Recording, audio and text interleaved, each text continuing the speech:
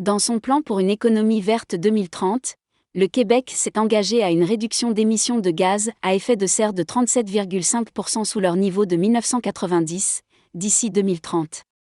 Les principaux secteurs émetteurs de GES au Québec sont les transports, avec 43% des émissions.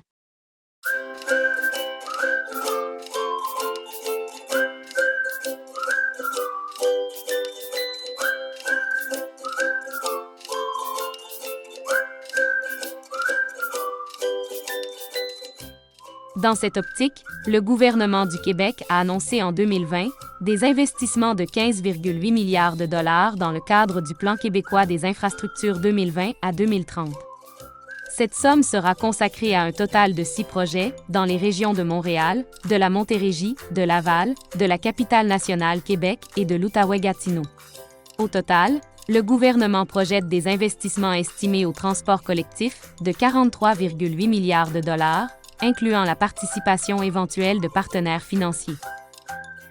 À Québec, on prévoit investir 3,3 milliards de dollars dans le projet de transport structurant, principalement le tramway, sur un nouveau tracé de 19,3 km. Ce qui revient grosso modo à 174 millions de dollars du kilomètre. Toujours à Québec, le gouvernement vient d'annoncer l'abandon de la construction d'un tunnel routier sous le fleuve. Il entend poursuivre la construction du tunnel, mais réservé uniquement au transport en commun. Plus connu sous le nom de troisième lien, ce projet pourrait coûter jusqu'à 10 milliards de dollars pour une longueur de 8,3 km. Ce qui reviendra à 1,205 milliard de dollars par kilomètre. À Montréal, la Caisse de dépôt et placement du Québec, par le truchement de sa filiale CDPQ Infra, a annoncé le prolongement du réseau express métropolitain, REM, dans l'Est et le Nord de Montréal, et l'ajout de 23 stations. La facture totale de cette deuxième phase du projet est estimée à 10 milliards de dollars, pour une longueur de 32 km, dont 25 km en mode aérien, et 7 km en mode souterrain. Ce qui revient dans ce cas-ci à 312,5 millions de dollars du kilomètre. Mais en mai 2022, le gouvernement du Québec a exclu la Caisse de dépôt et placement du Québec du projet de réseau express métropolitain, REM, dans l'Est, afin de revoir sa gouvernance. La partie du centre-ville, sévèrement critiquée, a notamment été abandonnée. Ainsi, la ville de Montréal et le gouvernement du Québec assumeront le leadership et la responsabilité du projet du REM Est, en collaboration avec 4 partenaires qui en assureront le pilotage, soit l'Autorité régionale de transport, ARTM, le ministère des Transports, la Ville de Montréal et la Société de transport de Montréal, STM. Sur la rive sud de Montréal, la même CDPQ Infra vise l'implantation d'un mode de transport collectif électrique dans les axes du boulevard Taschereau et du prolongement de la ligne jaune du métro, à Longueuil. Dans l'ouest de Gatineau, le projet de tramway est estimé à plus de 3 milliards de dollars pour un tracé prévu de 26 km, soit un coût minimal de 115 millions de dollars du kilomètre. À tous ces endroits, les décideurs publics ont prévu des modes de transport traditionnels sur rail, train léger ou tramway. Certains tracés prévoient des parcours en hauteur, sur des infrastructures massives de béton. Actuellement, la priorité est accordée aux véhicules. Chacun se bat pour son train léger à Montréal, Laval, la rive sud de Montréal, son tramway à Québec et Gatineau, son tunnel routier à Lévis, ou son bout de métro à l'hôtel de ville de Montréal. Bref, on met la charrue avant les bœufs. Ce qu'il faut faire, c'est analyser les besoins et accorder l'importance à l'objectif visé, et non pas au véhicule. Puis se poser la question, quel véhicule répondrait le mieux aux besoins identifiés? On a eu beaucoup de difficultés à trouver la solution pour financer les 600 millions de dollars pour parachever le tunnel du REM à l'aéroport de Dorval. Juste avec cette somme, la coop MGV pourrait construire un monorail suspendu qui partirait de l'aéroport et qui se rendrait au centre-ville de Montréal.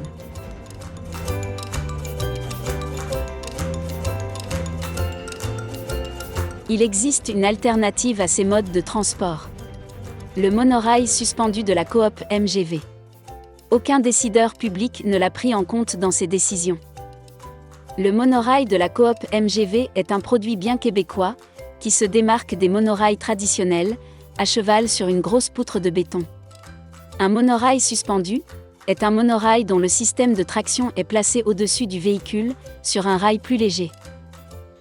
Il existe des monorails suspendus depuis très longtemps, à plusieurs endroits dans le monde. Le plus ancien est le monorail de Wuppertal, en Allemagne. Ce monorail suspendu est en fonction depuis 1901, soit depuis 120 ans. Aujourd'hui, il transporte toujours des passagers, notamment des touristes. Toutefois, sa technologie a été surpassée depuis longtemps. Il existe des monorails modernes suspendus en service dans plusieurs pays. En Allemagne, outre Wuppertal, il y a des monorails à Dortmund et Düsseldorf. En Chine, il y a un monorail suspendu à Qingdao et à Chengdu.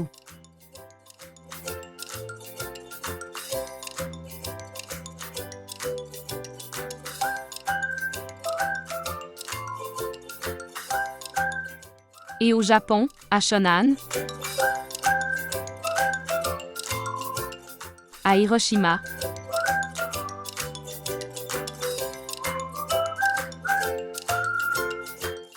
et à Chiba.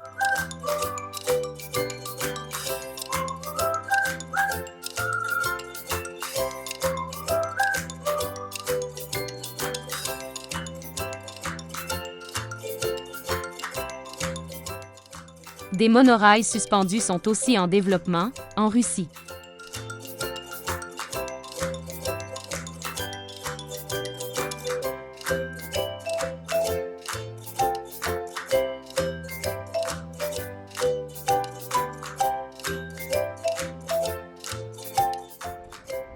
Il y en avait même un plus près de chez nous à Memphis, le Mud Island Monorail. Ce monorail qui existait depuis 1982 a été rendu célèbre en 1993 dans le film The Firm. Il avait comme passager Tom Cruise.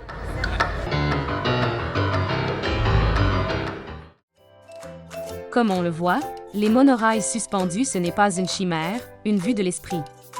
Non seulement il y en a en service à plusieurs endroits dans le monde, certains depuis très longtemps, ils sont utilisés par des millions de passagers.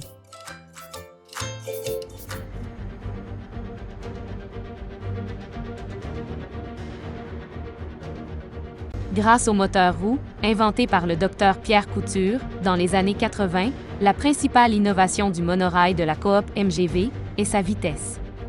Dans sa version grande vitesse, le monorail de la coop MGV pourra atteindre des vitesses de pointe de 250 km/h.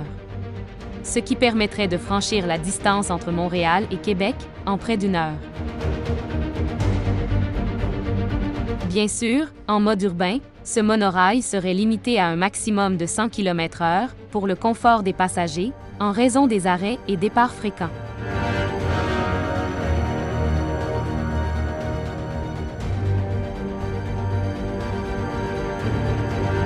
La coop MGV a été fondée en octobre 2013. La coop MGV est la première coopérative dédiée, dès le départ, au développement technologique. La coop MGV veut créer de la richesse, mais également être un exemple d'entreprise responsable. Enracinée dans son milieu, elle vise à rassembler autour du projet du monorail à grande vitesse les forces vives de notre société. Le but est de s'assurer que l'entreprise demeure au Québec, que ses bénéfices iront d'abord aux Québécois, et que la majorité des retombées générées par le projet et ses partenaires industriels appartiennent aux Québécois. Plus récemment, la coop MGV a aussi procédé à la fondation d'une entreprise incorporée. De façon à ouvrir le projet à la participation de capital technologique et d'assurer une plus grande souplesse dans le développement de certains aspects technologiques ou de projets particuliers.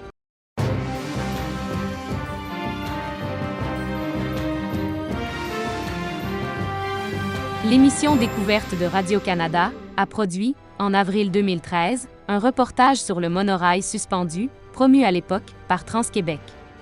Le reportage décrivait très bien le monorail que la coop MGV entend déployer au Québec.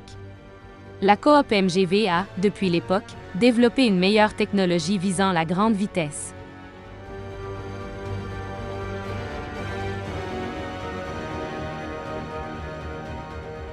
Contrairement aux moteurs électriques standards, qui activent des composantes par le biais d'engrenages ou d'arbres de transmission, le moteur roue du Dr Pierre Couture consiste à insérer le moteur électrique directement au centre de la roue qui l'active.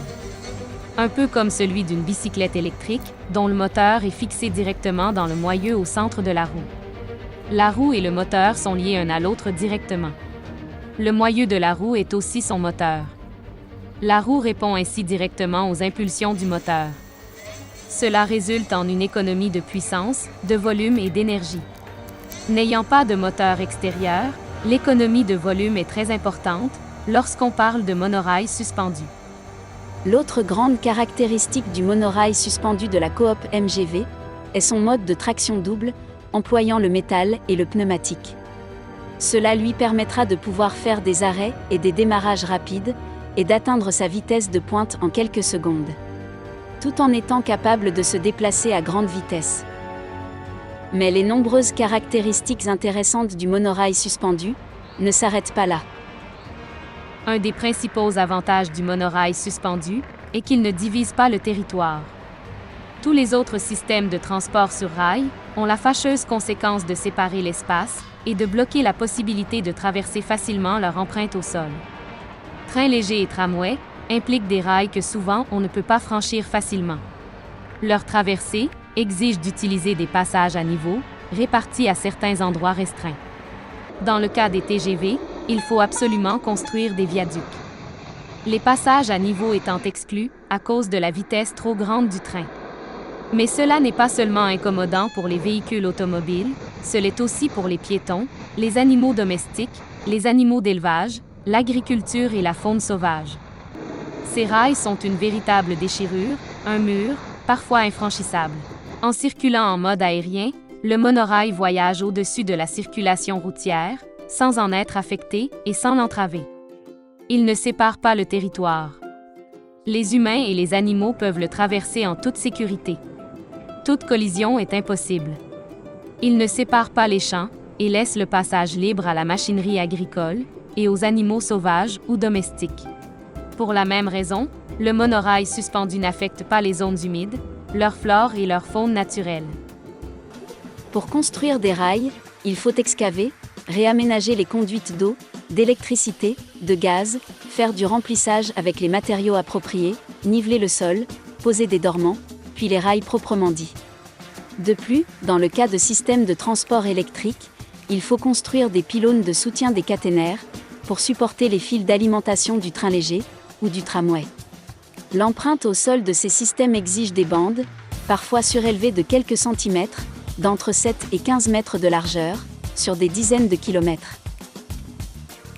Le monorail n'exige que des pylônes espacés de 50 à 80 mètres. Chaque pylône ne nécessite qu'une emprise de quelques mètres carrés, rien d'autre. Pas de caténaire ou de filage surplombant le tout, l'alimentation électrique étant confinée avec les moteurs roues dans le rail refermé. De plus, grâce à ce confinement, les services électriques, de téléphonie ou de câblodistribution pourront, au besoin, passer par le rail du monorail. Le long du parcours, le rail peut être recouvert de panneaux solaires, ce qui lui procurera l'autonomie nécessaire en cas de panne électrique. Ainsi, les passagers seront rassurés de toujours pouvoir se rendre à la prochaine station en attendant le retour de l'alimentation du réseau électrique.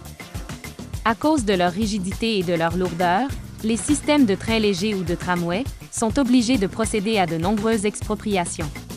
Le gouvernement du Québec a même fait adopter en 2019 une loi pour pouvoir accélérer les processus d'expropriation et se donner la marge de manœuvre nécessaire de procéder rapidement à la construction des réseaux de transport en commun. Dans la très grande majorité des cas, le monorail suspendu, contrairement aux trains légers et aux tramways, ne nécessite pas d'expropriation. Le monorail est un système léger et flexible. Il peut s'adapter facilement à la configuration géographique des lieux et contourner les plus grands obstacles. Dans certaines villes, les monorails suspendus peuvent même tout simplement passer à travers un édifice. À moins de les construire sur des plateformes surélevées, les trains légers ou les tramways impliquent le retrait de voies de circulation. Que ce soit une ou des voies sur un pont, des voies piétonnes ou cyclables ou des voies pour les véhicules automobiles, le train ou le tramway doit sacrifier une ou plusieurs voies pour pouvoir circuler. Parce que par définition, le monorail suspendu circule dans la troisième dimension, en altitude, non seulement il n'implique aucun retrait de voie de circulation, il ne gêne pas non plus la fluidité de la circulation qui passe sous lui. De plus, le monorail lui-même n'est pas gêné par le trafic. Le monorail n'a pas à attendre au feu de circulation. Il n'est jamais ralenti par les embouteillages et n'accuse aucun retard pour cette raison. Encore mieux, le monorail peut s'ajuster en temps réel aux besoins et à la demande. Grâce à sa flexibilité, le système par monorail peut ajouter des navettes pour répondre à la demande aux heures de pointe. Ainsi, le système peut mettre en circulation des navettes supplémentaires à une fréquence d'une navette par minute. Le Québec est un pays nordique. Malgré le réchauffement climatique, le pays connaît toujours des hivers rudes et des conditions météorologiques difficiles. De fréquentes averses de neige, avec des accumulations abondantes, sont le lot de nos longs mois d'hiver. Elles interrompent ou ralentissent le trafic normal, y compris celui des transports sur rail, qui doivent composer avec la circulation des autres véhicules. Ajoutez à cela, la glace, le verglas qui s'accumule sur les fils, les transports sur rail nécessitent un entretien lourd et régulier durant les intempéries d'hiver. Parce qu'il circule en hauteur, et grâce à son rail confiné, contrairement au mode de transport traditionnel sur rail, le monorail n'est absolument pas perturbé par les mauvaises conditions météo. Il n'y a pas de fil extérieur et le rail est protégé en tout temps contre les éléments extérieurs. Le monorail est toujours en mesure d'avancer et n'est pas embêté par les ralentissements au sol, causés par les intempéries. En raison de son rail confiné, les roues guides qui s'appuient sur la portion verticale du rail, le monorail ne peut pas dérailler. Peu importe la vitesse, les courbes, les vents, le monorail est à l'abri du déraillement. Cet élément de sécurité est un atout majeur dans sa conception. Les modes de transport sur rail traditionnels se déplacent sur un rail de métal, avec des roues de métal. À cause de cette condition, ils ne peuvent pas franchir des pentes ou des dénivellations, à moins que cela ne se fasse en douce, sur de longues distances. Du fait que le monorail suspendu bénéficie d'un mode de traction pneumatique, il peut monter et descendre les côtes, aussi facilement que n'importe lequel des véhicules automobiles, légers ou lourds. Même mieux, le fait que la chaussée soit mouillée, glacée ou enneigée, ne le dérange absolument pas, son rail est confiné, et il est à l'abri de toutes ces conditions de la météo. Dans la plupart des cas, le monorail, de par sa flexibilité, ne nécessite pas la construction de viaducs ou de tunnels supplémentaires. Si un obstacle se présente sur le parcours, le monorail peut le contourner ou le surmonter. Il suffit de poser les pylônes de soutien en conséquence, de les hausser ou de les raccourcir, et le monorail file comme si de rien n'était. Une économie dans l'aménagement de ce mode de transport et un avantage esthétique supplémentaire. Autre avantage du monorail, il est tout à fait possible d'accrocher son rail aux infrastructures existantes. Il est tout à fait pensable d'accrocher le monorail à un pont ou à un viaduc existant. Donc, pas d'infrastructures supplémentaires et des économies d'échelle sur son installation. Et comme si cela n'était pas déjà assez avantageux, le plus beau de cette conception est que le monorail, en s'accrochant en porte-à-faux, par-dessus ou sous l'infrastructure existante, ne retire aucune voie de circulation. Pendant que le trafic continue comme à l'habitude et que les véhicules ne se rendent compte de rien, les passagers du monorail, eux, bénéficient d'un panorama privilégié sur le paysage extérieur. En toute sécurité. Le monorail ne réclame pas de technologie particulière. Tous les éléments nécessaires à son implantation existent déjà dans une forme ou une autre. Il suffit de les assembler de la façon optimale pour en faire un mode de transport d'avant-garde. Tous ces éléments peuvent ainsi être assemblés en usine, ici même au Québec, créant une industrie, des emplois de pointe pour les Québécois et Québécoises et des débouchés partout dans le monde. Le monorail deviendra vite une fierté nationale et un autre fleuron de notre savoir-faire. Doit-on rappeler que les rames du REM sont construites en Inde, alors que des usines du Québec spécialisées dans la construction de voitures de train et de métro fonctionnent à faible régime? Le grand avantage de la fabrication en usine est que la construction du monorail est un simple jeu de mécano. Tout ce qu'il y a à faire, c'est de creuser les fondations des pylônes et de poser ceux-ci. Tous les autres éléments, incluant les navettes, peuvent être transportés sur place et être assemblés en un temps record. Ce faisant, les irritants causés par l'aménagement au sol des transports sur rail sont éliminés. La construction du monorail ne causera qu'une perturbation minimale de l'environnement et de la circulation des autres véhicules. Et comme partout où cela sera possible, il sera aménagé au milieu ou entre les voies de circulation des grands boulevards ou des autoroutes, et les dérangements dus à sa construction seront pratiquement nuls. Bien sûr, pour permettre le débarquement et l'entrée des nouveaux passagers, il faudra construire des gares le long des parcours du monorail. Des entreprises privées se sont montrées intéressées à développer un concept de gare multiservice. Il s'agirait d'aménager des édifices dans lesquels on retrouverait évidemment un quai d'embarquement, mais aussi dans le lobby principal différents commerces et services de la vie courante, épicerie, boulangerie, café, coiffeur, comptoir bancaire, etc. Un étage pourrait être consacré à un service de garderie où les parents partant travailler pourraient déposer leurs enfants et les reprendre en fin de journée. Un ou plusieurs autres étages pourraient offrir le stationnement aux voitures automobiles. De plus, les gares pourront aussi servir d'interface intermodale.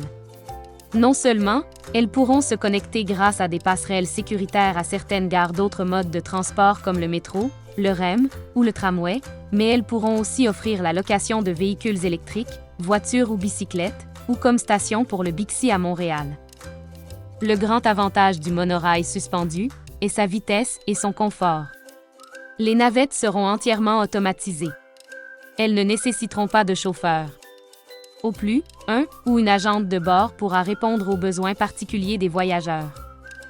Les sièges seront pensés et dessinés pour un confort optimal.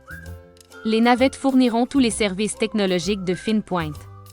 Connexion Wi-Fi, prise de recharge ou recharge par induction des appareils électroniques, catalogue de films ou d'émissions, poste d'alimentation, toilettes, etc. Et surtout, un trajet sans interruption causé par le trafic ou les intempéries. Et une vue panoramique sur le paysage urbain ou champêtre qui défilera sous les passagers.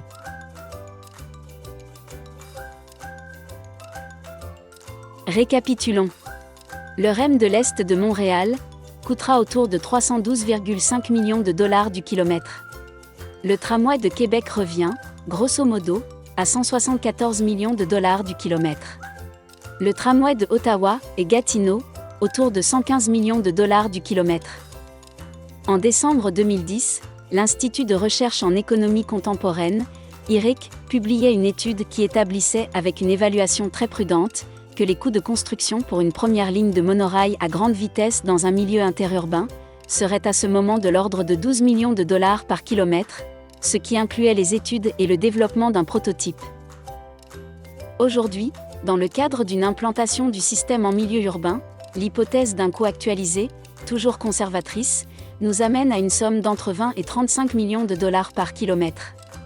Ce coût demeure grandement inférieur au coût des autres systèmes de transport en commun actuels, soit entre 3 et 10 fois moins cher que les systèmes projetés dans les principales villes du Québec.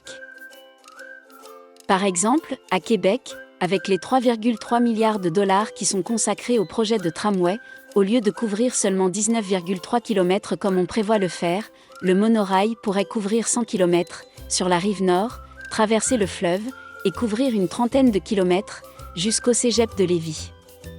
Le monorail pourrait ainsi jouer le rôle de troisième lien et économiser 10 milliards de dollars en aménagement d'un tunnel routier entre Lévis et Québec. À Gatineau, le fait d'adopter le monorail suspendu au lieu du tramway, non seulement éviterait l'encombrement dans les voies de circulation, mais ferait économiser 2,6 milliards de dollars. À Montréal, l'adoption du monorail suspendu ferait économiser 9 milliards de dollars à la phase est et nord du REM. Sans compter l'impact visuel beaucoup moins grand.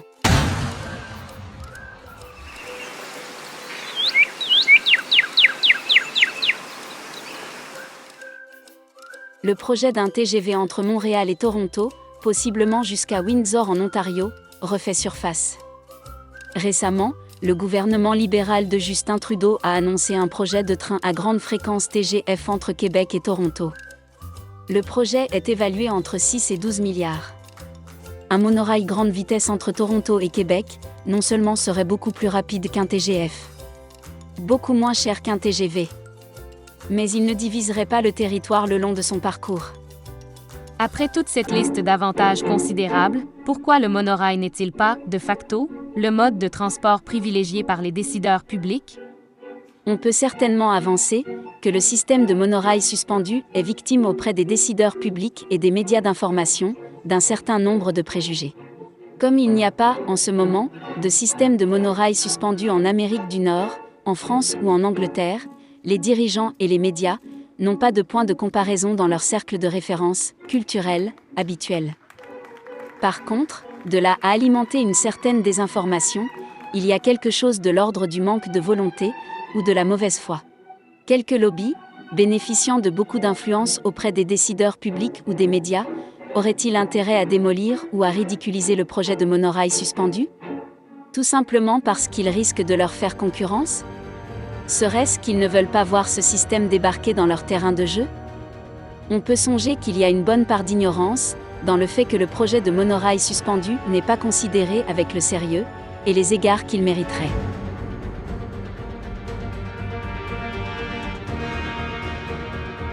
D'une part, qu'on le fasse volontairement ou pas, on a la fâcheuse habitude de confondre les monorails traditionnels et les monorails suspendus.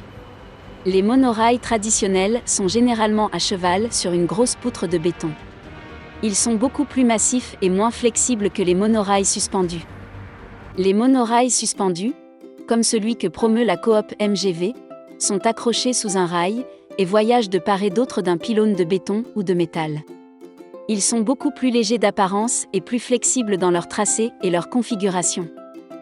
Il y a plusieurs systèmes de monorails suspendus, tout à fait modernes et contemporains, en service depuis longtemps dans le monde. Comme ils sont en service en Allemagne, en Chine ou au Japon, on peut admettre qu'ils sont assez loin et surtout en dehors de notre zone habituelle de comparatif. Mais de nos jours, avec tous les outils numériques et avec les avions qui peuvent nous emmener en quelques heures aux quatre coins du monde, peut-on vraiment continuer à faire comme si on n'avait jamais entendu parler des monorails suspendus? Un des principaux arguments utilisés pour discréditer de facto le monorail suspendu a été sa prétendue laideur, qui ferait que ce moyen de transport aurait le tort de défigurer le paysage urbain, là où il circulerait.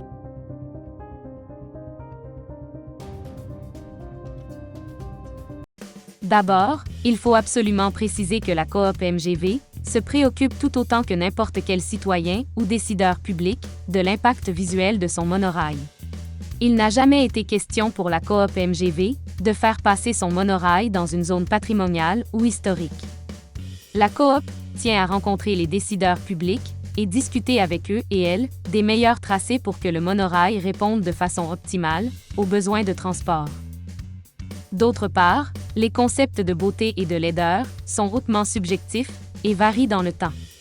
Nombreux étaient ceux qui poussaient les hauts cris au 19e siècle, quand Gustave Eiffel a présenté son projet de tour pour l'Exposition universelle de Paris. Certains protestaient que cette horrible tour allait défigurer Paris pour les siècles à venir. On connaît la suite. La tour Eiffel est devenue depuis longtemps l'image de marque de Paris et plus personne ne parle jamais de son impact visuel. Au contraire, les logements de Paris donnant une vue sur la tour Eiffel voient tout simplement leur valeur gonfler. La coop MGV étudiera scrupuleusement l'aspect visuel des pylônes et de ses navettes. Il y a une infinité de styles qui peuvent être adoptés, selon l'endroit, pour la construction des tracés futurs du monorail. Les pylônes du monorail ne sont pas limités au seul béton et peuvent tout aussi bien être construits en métal. Les formes et les styles n'ont pour seule limite que l'imagination. Les pylônes peuvent être habillés de mille et une façons. Classique, gréco-romain, Renaissance, Nouvelle-France, Art nouveau, Art déco, 60s, moderne, contemporain, futuriste, végétal, arboricole ou floral. Finalement, il est un peu malhonnête de décrier et déchirer sa chemise à cause de la soi-disant laideur d'un éventuel monorail suspendu, et dans un même temps, se taire et accepter sans ne rien dire l'aspect franchement massif et hideux du REM qui est en ce moment même en construction. Déjà, on peut observer à plusieurs endroits, notamment à Brossard, le long de l'autoroute 10, à Pointe-Saint-Charles, et de l'île des Sœurs à la gare centrale, à quel point les infrastructures du REM sont gigantesques, obstruent et écrasent complètement le paysage urbain. Le projet de développement du REM, dans l'est de Montréal, impliquera la construction de 25 km de trains surélevés. Le REM circulera sur une énorme dalle de béton surélevé, en plein milieu du boulevard René-Lévesque, en plein cœur de Montréal. Avec une voie ferrée dédiée à chaque direction. Et par-dessus les voitures du train, il faudra ajouter des pylônes et des lignes de caténaires pour alimenter les locomotives. Chose certaine, le monorail de la coop MGV aura beaucoup moins d'impact visuel que le mastodonte du REM. Par exemple, au lieu d'emprunter le boulevard René-Lévesque, le monorail suspendu pourrait très bien surplomber l'autoroute Ville-Marie, entre l'avenue Vigée et Saint-Antoine pour poursuivre sur Notre-Dame-Est. Ce que ne peut pas faire le SLR de la SDPQ Infra, parce qu'il nécessite une infrastructure trop lourde et massive. Il pourrait démarrer au métro Place d'Armes et poursuivre son chemin via Notre-Dame jusqu'au bout est de l'île. Ce qui causerait un minimum d'impact visuel. Il n'existe pas dans le monde de transport plus structurant que le monorail suspendu que propose la coop MGV. Le monorail suspendu de la coop MGV peut non seulement transporter des passagers à grande vitesse entre les centres urbains, il peut tout aussi bien transporter des passagers à l'intérieur même des villes dans un mode urbain. Les modes grande vitesse et urbain du monorail suspendu de la coop MGV sont parfaitement compatibles. Les navettes peuvent tout aussi bien rouler dans un réseau que dans l'autre sans aucun besoin de transition. Seul le monorail suspendu de la coop MGV peut faire cela. Le système léger de transport sur rail de la Caisse de dépôt et placement. Le métro.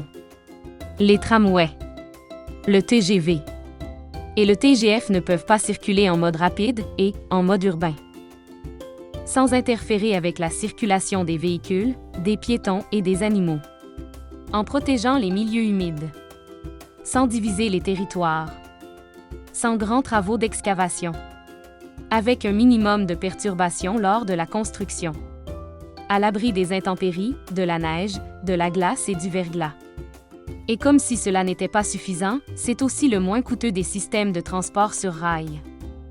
Le monorail urbain de la coop MGV est aussi un REM. Un réseau express métropolitain. Et il n'est pas en concurrence avec aucun des projets de transport structurants proposés soit par le gouvernement, les villes comme Québec ou Gatineau, ou par la Caisse de dépôt et placement.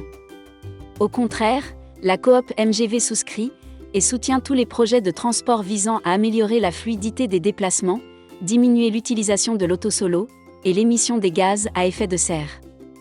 Ce que propose la coop MGV, c'est simplement un meilleur véhicule pour tous ces projets. Un véhicule plus souple, plus léger, moins massif, plus performant, moins encombrant, et comme si cela n'était pas déjà suffisant, un modèle de transport beaucoup moins coûteux à implanter.